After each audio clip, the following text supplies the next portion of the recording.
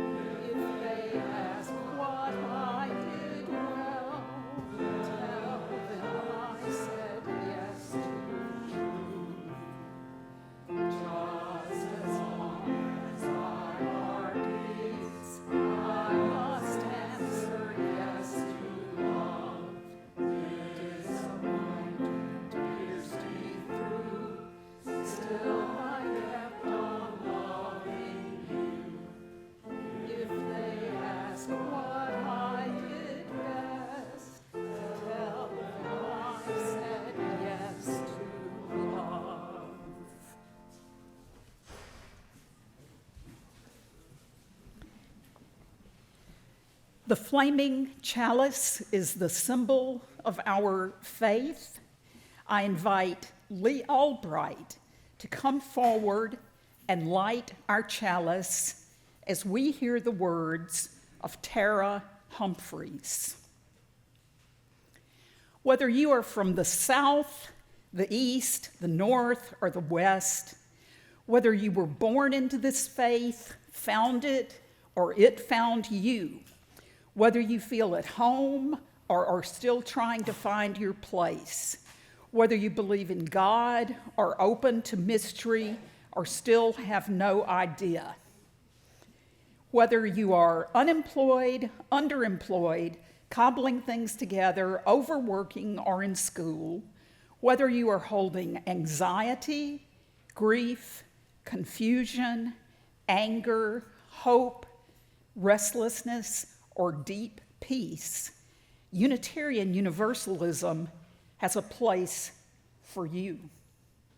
That place is right here, and this chalice is lit for you. Thank you, Lee.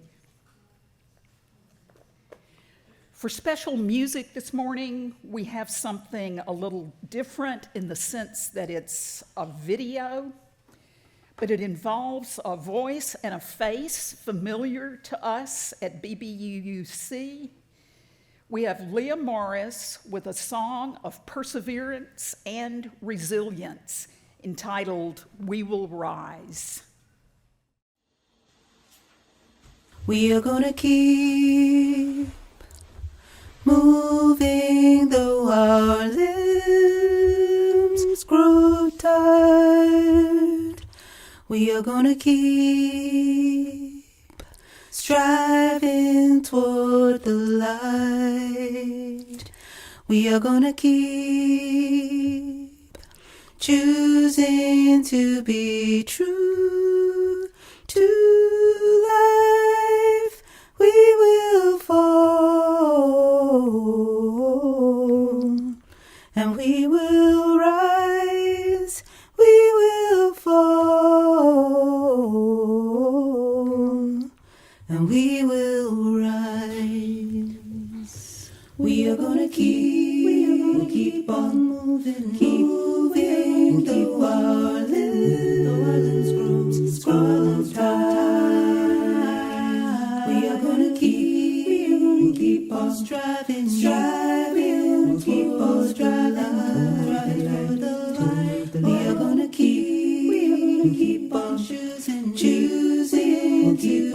be true, to be true to life.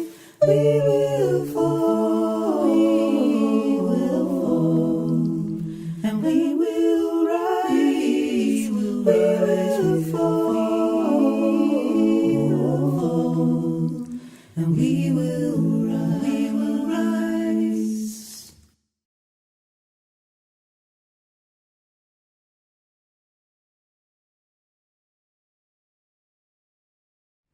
Our Director of Lifespan Religious Education, Beth Curtis, is here with the Time for All Ages.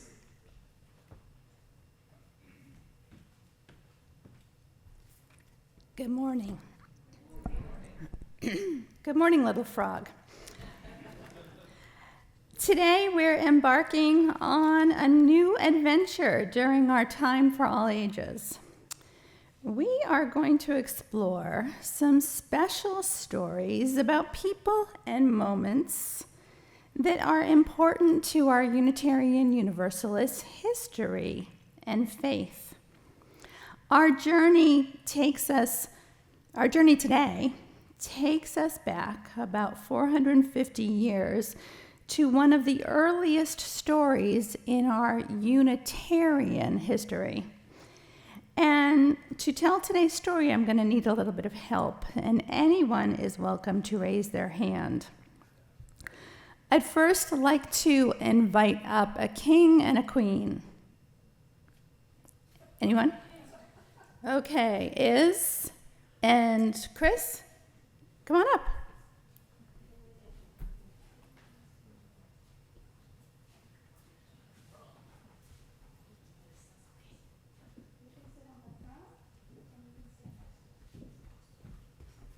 Okay. Meet King John Sigismund and his mother Isabella. King John Sigismund ruled Transylvania, but not Bram Stoker's Transylvania. This was way before Dracula, more than 450 years ago. Next, I am going to invite up two of the king's advisors, Francis David, the court preacher, and George Biandrata, the court physician. Do I have any volunteers? I volunteer to be Francis W. Oh.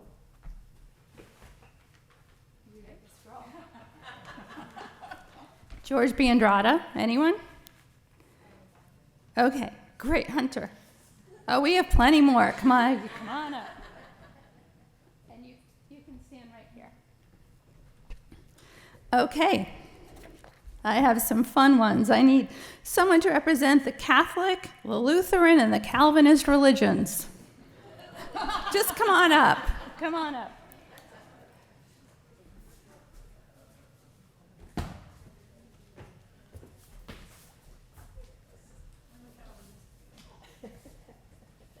You can stand over by the piano. And finally, oh, you get the best of all. You represent the Unitarian religion.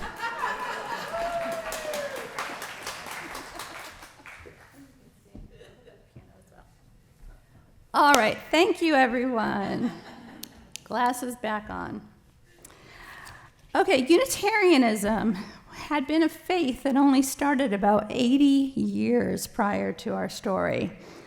Unlike other Christian religions, which were Trinitarian, believing that God is Father, Son, and Holy Spirit, Unitarians believed that God is one and singular. And thus they have a U on their book. Yes, Unitarian. Tri means three. That's Trinitarian. And with that, we'll begin our story. So people were fighting all over Europe about which religion should be the official Christian religion in their country. Can I see a little bit of commotion and fighting? Awesome. That's great. Okay. So this fighting was happening in Transylvania too. Now during her reign, King John Sigismund's mother, Queen Isabella, issued a decree for religious toleration, saying people could practice whatever faith they wanted. So King John grew up with a strong foundation of religious tolerance. He had thoughtful discussions, including about Unitarianism, that is, God being one, with his advisors, Francis David and George B. Andrada, both of whom were Unitarians. Francis David was known for telling the king things like this. And this is not a quote, but this basically recaps what his belief was. We do not need to think alike to love alike. And I'm showing an image of Francis David standing in front of King Sid saying this. As a result of these discussions, King Sigismund was born Catholic, but then turned Protestant and eventually became the only Unitarian monarch in history. Yes. After years of debate, the 1568 Edict of Torda was created. This granted religious freedom. Actually, that's something else, but the other side. Yeah.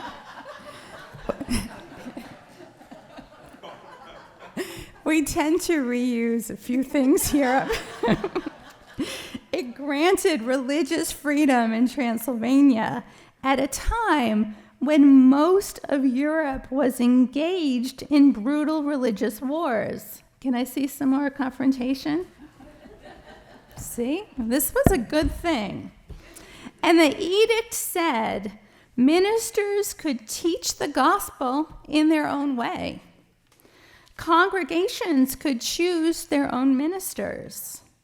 No one could be hurt or put in jail or punished for their beliefs. Faith is a gift from God, and no one should be forced to believe a certain way. I mean, this was revolutionary at the time, and it's something we still fight for today. It was the first time a government officially said people could follow their own conscience and still live in peace. And the story didn't end there. The Unitarian Church in Transylvania still exists today, continuing to share the message of freedom, respect, and love for all. Thank you, everyone. You can put your props in the basket. Let's hear it for our...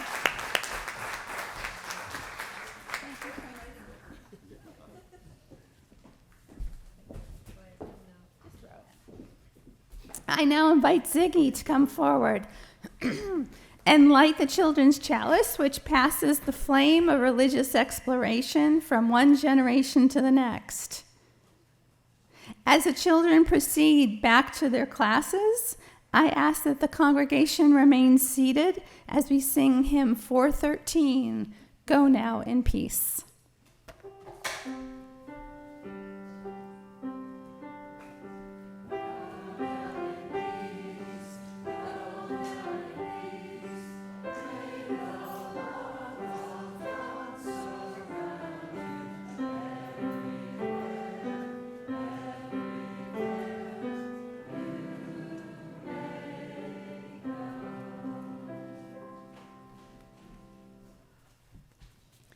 Our opening words were written by Mary Oliver.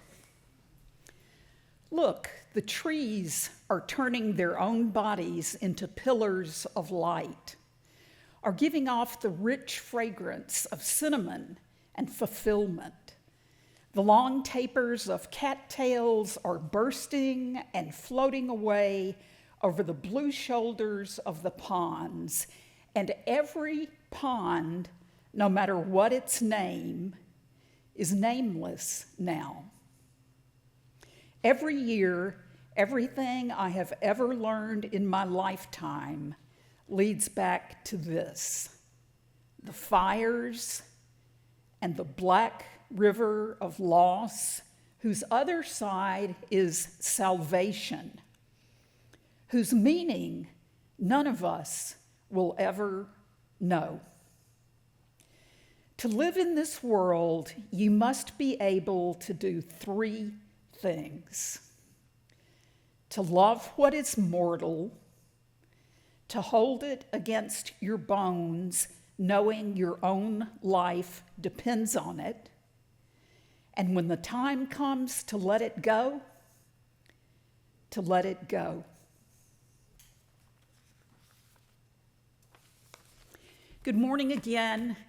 My name is Elizabeth DeCoux, and it's my privilege to serve as your worship associate for Reverend Carmen Emerson's service this morning at Buckman Bridge Unitarian Universalist Church, which we often abbreviate as BBUUC. We're so glad you have joined us today. I especially want to welcome first-time and returning visitors. If you are a visitor, we invite you to stop by the welcome table back by the entrance. At that table, you can learn more about this congregation and Unitarian Universalism. You can get a name tag so we can greet you by name. If you want to know even more about this congregation and about Unitarian Universalism, we offer classes to help you learn more about our faith. I also invite you to join us in the back after the service for refreshments and fellowship. At fellowship, there will be chairs reserved for those who may have mobility issues. I hope to see you there. There are a lot of activities going on in our church, and some of them may be just what you're looking for. I encourage you to take a look at the announcements in the order of service and in our 2 email publications, which are This Week and our monthly newsletter, The Journey. BBUUC will be participating in the October 5th Pride Parade with a float. Please join us as we march to support our LGBTQ+ community. The third and final iCare meeting will be at Bruce Crystal's house on October 4. Our auction items are looking great. Please donate your time, a meal, a service, or a gift certificate. Our income from the auction will be doubled by a generous member. BBUUC's annual Blessing of the Animals will be Saturday, October 4 at 2 p.m. in the sanctuary. Franciscan Friar Manny Andrade and I look forward to blessing your animals. For details on all these events, check the order of service and the email publications. And now a friendly reminder to silence your phones to help maintain a worshipful atmosphere in this sacred space of community. Thank you. As Unitarian Universalists, we invite you to know us not by any shared mandatory creed, but by our deeds. What binds us together instead is the covenant adopted by this congregation. The words are in your order of service and on the screen. I invite you to recite them with me. We covenant to engage one another with honesty, kindness, and respect, to value diversity, seek understanding of our differences, and practice gracious accountability with care, love, and empathy. We make these promises to those who are here and those yet to come, so that we may be a safe, welcoming, and beloved community of acceptance, learning, and transformation. Please join in singing our call to worship. You will find the words in your order of service and on the screen. Please rise. Please rise.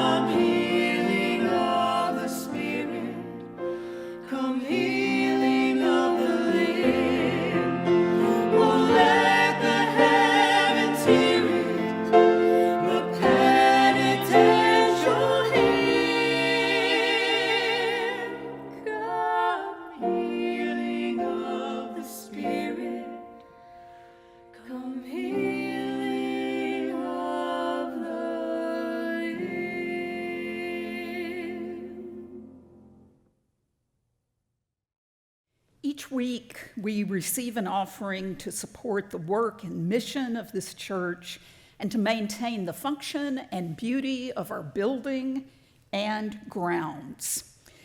You can make donations using our website or using the QR code in the order of service.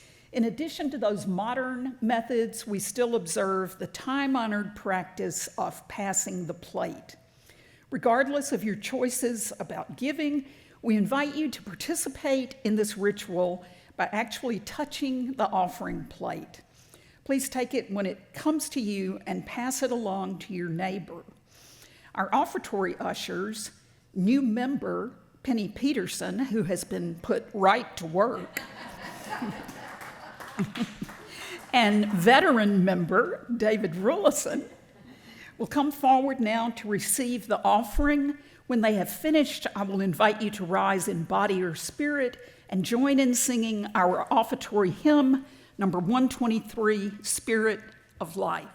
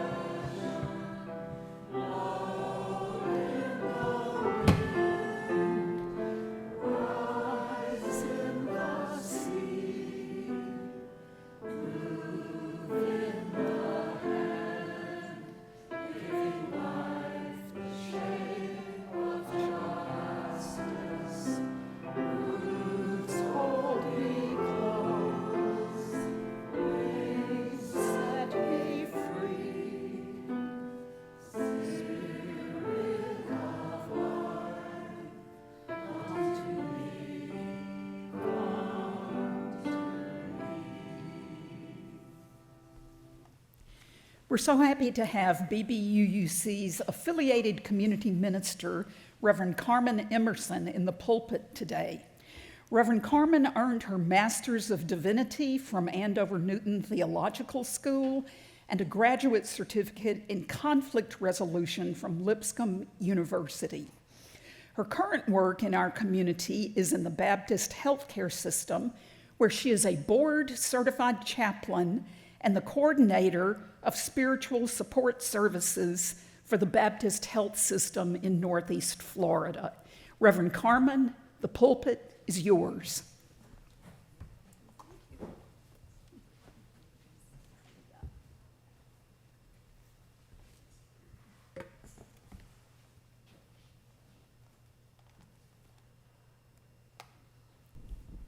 I'm a little nervous because the worship committee has entrusted me with a clicker, and the tech team has entrusted me with a lapel mic, and I'm feeling a little overwhelmed, but I'll just trust your grace this morning. If you guys would join me, please, in a moment of just reverence and quiet. I have a reading for you this morning from Rosemary Watola Tromer.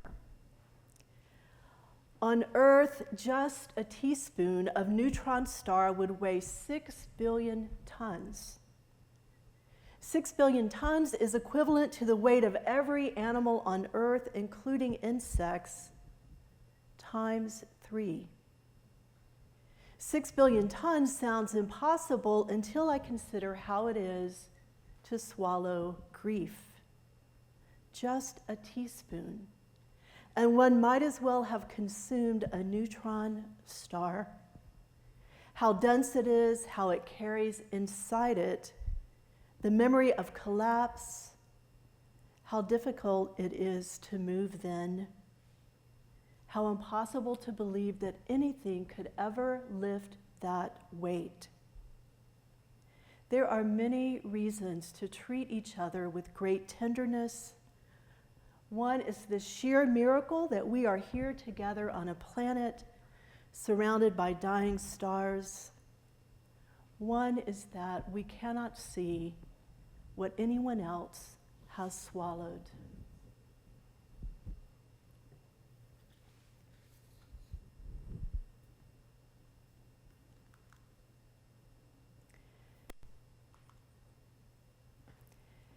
A second grade field trip to see my first play changed my life. True, I was already a serious little person. My mom says I emerged from the room with a clipboard and a to-do list. So I was already a serious little person, but hearing Emily's Graveyard Soliloquy in Our Town by Thornton Wilder was my introduction to the sacred intersection of joy and grief, a kind of road to Damascus moment of transformation for me. My heart and my mind changed by the truth of life's brevity and preciousness. My soul baptized with the insight that our lives could be worth missing and even grieving. Until then, the theological message of my rural Arkansas Methodist Sunday school had been that this life was an in the meantime life, which we needed to be fearful and good in every moment, and that everything real and joyful and meaningful would happen after this life ended, would happen next when we got to heaven. Our Town was the sermon I needed to help me get right about that. And I'm so grateful to have discovered Unitarian Universalism, this faith with core values that help me hold reverence for the here and now life as so much more than an in the meantime placeholder. Now, in case you are not familiar with Our Town, it centers on George and Emily, lifelong neighbors who eventually acknowledge their lifelong love for one another, marry young, and take over the family farm. Emily has died in childbirth for their second son.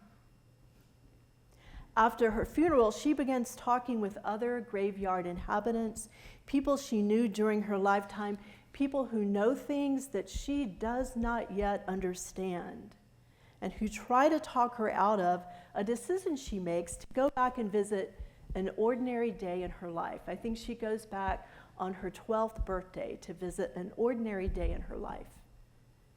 This visit does not ease her yearning her yearning for connection. She wanted to feel connected to her life. It does not ease that yearning as she expected it to, and wiser now, she returns to the old companions in her new reality saying, "It goes so fast. We don't have time to look at one another. I didn't realize it." So all that was going on, and we never even noticed.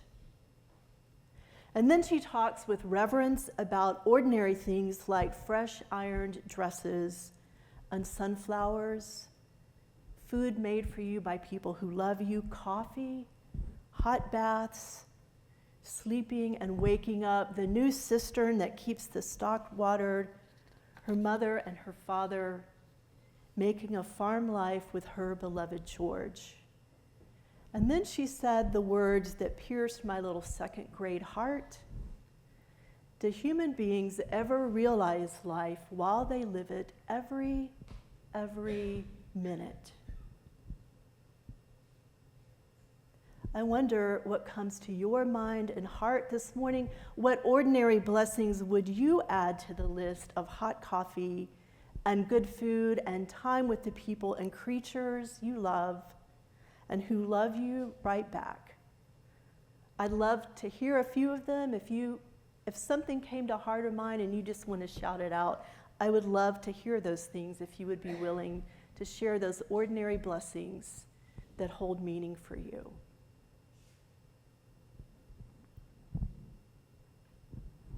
Homemade ice cream with cousins. Now I'm going to be distracted by ice cream. Thanks, Elizabeth. Homemade ice cream, if you guys didn't hear Elizabeth, homemade ice cream shared with cousins. Hot shower. A hot shower, for sure. My puppy. Your puppy, how many of us in here would? And the Kraken, my cat. I'll have him. The beauty of your yard in the morning. Yes, just peace after a hectic day. Riding a perfect wave, says the swimmer. Yes. Your old goat of a husband? Your old goat of a husband. Cindy, do you know what goat means? I'm sure that's what you meant. I got you, girl. I got you. Okay. John. Yes. We do that in our household too. The purrs of a kitten. I have called that my rosary of fur.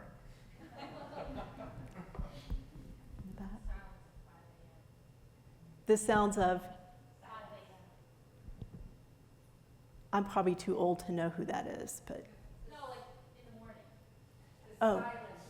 Oh, silence. I thought you just said the sounds of Size Band, and I'm like, I don't know who Size Band is. I'm sorry, I misunderstood you. The sounds of silence, for sure. Anyone else? Holding a kid's hand on a walk. Yeah. A baby's laugh. I hope you guys will keep thinking of those and keep sharing those with one another. Do we notice every minute of our lives? Probably not. We are not wired for that. We're wired to prioritize our physical safety and survival. So noticing our lives and its ordinary blessings can be a spiritual practice, an intentional pause in the busyness of the daily to notice the way that your life is made better by our puppies and kittens and silence and holding the hand of someone who trusts you. And beauty of your yard, all the things that you mentioned, all the things you didn't mention yet, all of those things make our life better. Sometimes a forced pause comes to us by way of loss, and our spiritual practice of noticing takes on the form of grief. Grieving becomes a part of our lifelong spiritual journey because, as Dr. Alan Wolfelt writes, grief forces us to examine our most fundamental beliefs about why we are here and what life means.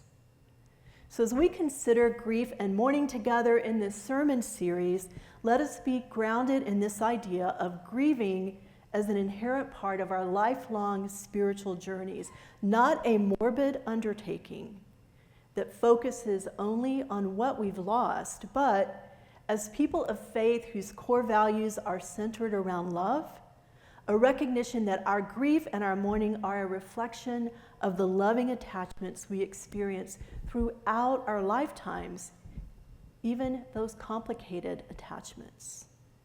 And that as a community of faith, we are present to one another as we navigate our spiritual journeys. Because as we heard in this morning's reading, we do not know the grief that another person has swallowed. how good it is then to have each other. As we begin this sermon series, I want to introduce you to the idea that grief and mourning are two different things. Grief is what goes on inside of you when your heart is broken. Mourning is what goes on outside of you as you express your grief. Grief is internal, feeling, thinking, turning inward, remembering, and pondering. Mourning is external, talking, acting, doing, creating, and moving. We use those things interchangeably, but it helps as we begin this reflective series together to know that they are two different things. I also want to introduce you briefly to what are called the 10 touchstones of grief. So these, if you happen to be, you could be anywhere on this grief journey, and I'm going to talk about that in just a minute. But the 10 touchstones of grief, including being open to the presence of loss, dispelling the misconceptions and myths of grief, embracing the uniqueness of your grief, exploring your feelings of loss, understanding the 6 needs of mourning, which is what this sermon series will focus on, recognizing that wherever you are on this journey, you are not crazy, you are grieving. Nurturing yourself physically, cognitively, emotionally, spiritually, and socially, reaching out for help, seeking reconciliation, not resolution, and appreciating your transformation. Now, we are actually, in America, this is well documented, we are an emotion-phobic, grief-illiterate society. And so I want to talk to you about some of the misconceptions about grieving. Grief and mourning are the same thing. We've talked about that already. Tears are a sign of weakness, and mourning a lack of faith, and focusing on our grief means we are being selfish. Remember, these are myths and misconceptions. We have to move away from, get through, and get over our grief as soon as possible. We only grieve and mourn the physical absence of those people and creatures we love. There is a time to say goodbye. No one can help us with our grief. Once reconciled, we are done with our grief and mourning, versus the truth of the matter, which is that we'll live with grief bursts for the rest of our lives. We should avoid thinking about our loved ones on special dates. That's a myth. And that grief and mourning proceed in orderly stages. We all probably learned about those orderly stages, right? How many people in this room have heard about the 5 stages of grief? Okay, now that you've acknowledged that, I want you to erase it from your consciousness. Even Elizabeth Kubler-Ross would tell you to erase it from your consciousness. I wonder if instead of this is a more accurate depiction of your grief. Lots of heads nodding, right? The messiness of grief. The messiness of this is a good indicator of why there are actually multiple needs of mourning, and how we will move not through a clean, staged progression, but we'll revisit these needs of mourning as we continue our spiritual journeys of grieving and working on those needs of mourning. That's what this whole sermon series is about. I just want to give you an insight of what's coming up. Today we're going to talk about acknowledging the reality of death. In October, we'll talk about feeling the pain of the loss. In November, we'll talk about remembering the person who died. January, developing a new self-identity. February, searching for meaning. And then March, receiving ongoing support from others. And so I want to tell you that this is the water I swim in every single day, and this is not going to be a morose, sad, I'm not going to make it silly, but it's just one of those things that is, Unitarian Universalists in my experience are very curious, interested people, and that's my approach to this sermon series, to talk about these very specific needs. In April, we'll do a 7th sermon that's going to be followed by a workshop here on advanced care planning. And we'll have available for you a document called Honoring Choices, and we can talk about that. Those are hard conversations to have, but who better to have them with than your community of faith. So let's talk about that first need of mourning, which is acknowledging the reality of the death. This is the linchpin need of mourning that must be met before we can move through those other remaining needs. So why is it necessary to acknowledge the reality of the death, and what does that even mean? So I want to share with you, it's a sign of healthy discernment to want to protest the reality of death and recapture the physical presence of the person or creature so dearly missed.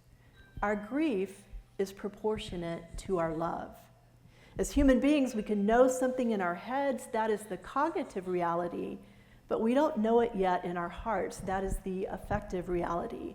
And part of our survival of the deep emotional pain of that affective reality is to protest or push away the reality of that death.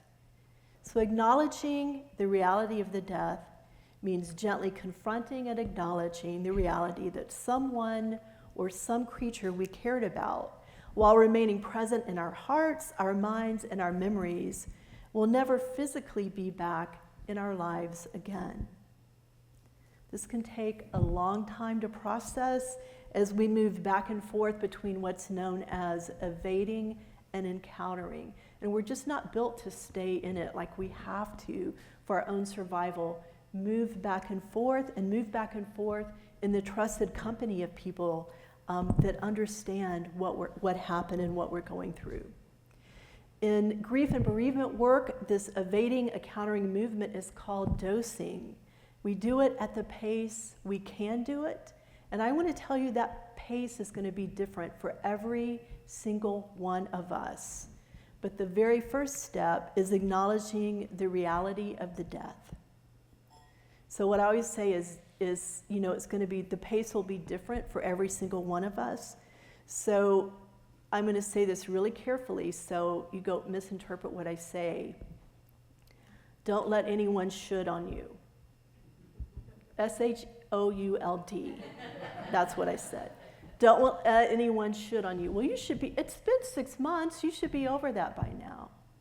You should have moved on. I see people shaking their heads, right? It's not how it works. So don't let anyone should on you.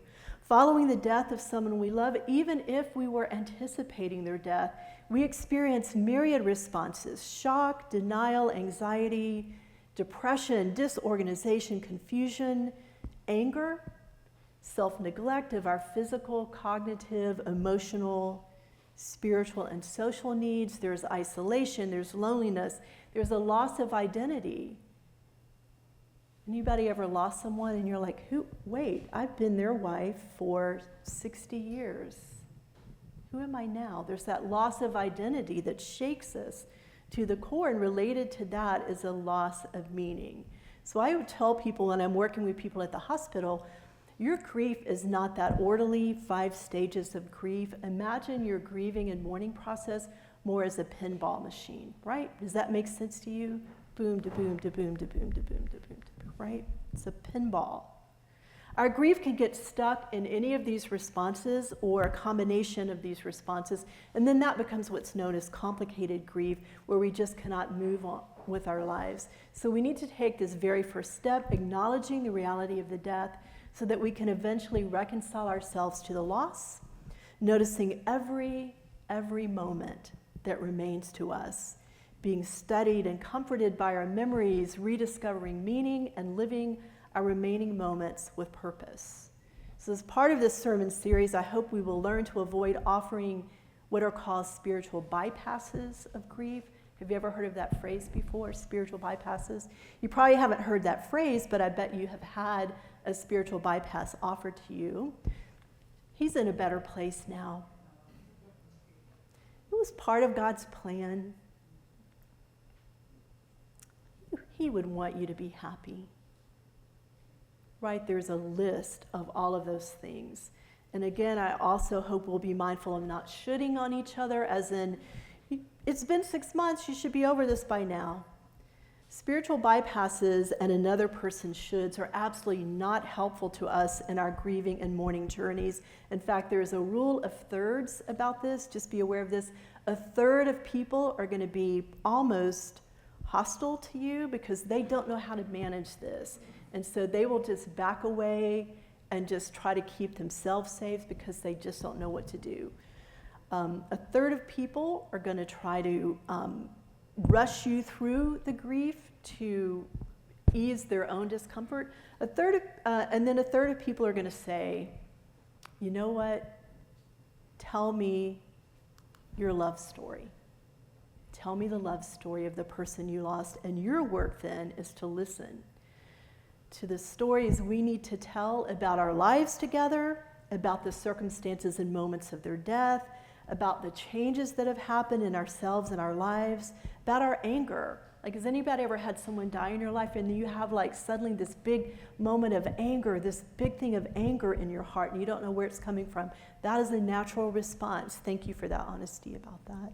There's anger, there's guilt, there's relief, and then there's guilt about our relief, and on it goes. We're going to feel, have all kinds of feels around the lingering losses and the reminders that need to be managed. And I'm sure that you could add the stories of the things that you have needed to tell about your losses. So what I'm going to say to you is tell the love stories and be a good friend and ask someone that you know is struggling and suffering, tell me your love story about that person. Grief is the last act of love we have to give to those we loved, and where there is deep grief, there was great love, and there will be deep mourning. Death ends a life, but not a relationship, and grief is that last act of love we have to give. If we loved greatly, we will grieve deeply. That is the reality of it. That is the real equation. Of the hundreds of people I've talked to as a minister and as a chaplain, I've never yet met a person who regretted the love that was prelude to their grief. Nobody's ever regretted the love that was prelude to their grief. So as we move through this sermon series together, I hope you will be inspired to share your stories of great love with one another. I hope that you will not be stymied by the myths and misconceptions of grief and mourning, but instead will find encouragement and hope in learning about the needs of mourning and working on them in the company of trusted covenantal companions who are part of that helpful group who will continue to say, tell me your love story. Tell me your love story. What a privilege it is to listen to the telling as many times as you need to share it. So as we engage on this journey together, may it be so, and may we be so. Amen. Would you please rise and body your spirit as we sing hymn number 108 together.